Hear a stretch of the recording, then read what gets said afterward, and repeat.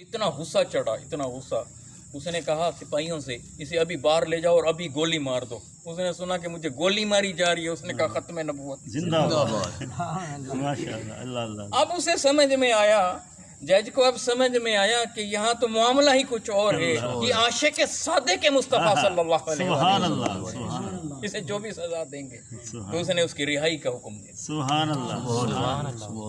مولانا عبدالستار خان نیازی رحمۃ اللہ علیہ تحریک ختم نبوت بام عروج پر تھی، گھیرا ڈالا گیا، گرفت میں لے لیے گئے، جیل میں ڈال دیے گئے۔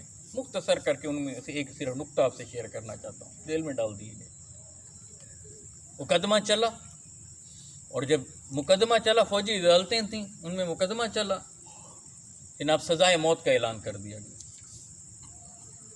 2 سال سے زائد کا پیریڈ انہوں نے جیل کے اندر گزارا، بعد میں پھر سزائے موت ان کی عمر قید کے اندر بدلی، بعد میں عمر قید کے بعد پھر ان کی رہائی ہو گئی۔ اب باہر آئے، پریس والوں نے پوچھا، میڈیا والوں نے پوچھا، کسی ایک صحافی نے یہ سوال کر دیا مولانا نیازی رحمۃ اللہ علیہ سے کہ مولانا یہ بتائیے کہ آپ کی عمر کتنی ہے؟ اوئے اللہ، جواب کیا دیا؟ جواب تھوڑے تھا، عشق رسول صلی اللہ علیہ وآلہ وسلم کی اٹھتی ہوئی ایک لہر تھی۔ سبحان اللہ، اللہ اکبر۔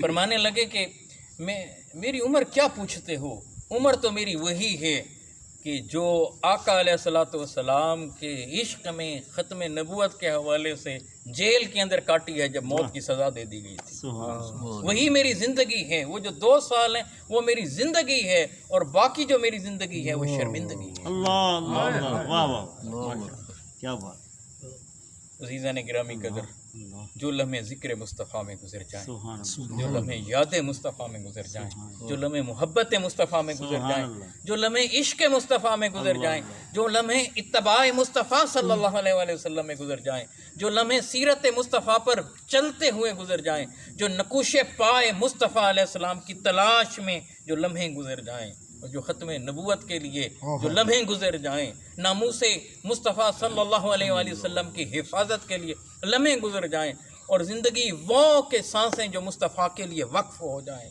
سبحان اللہ، جو سانسیں مصطفیٰ علیہ السلام کے لیے وقف ہو جائیں، وہی زندگی ہے۔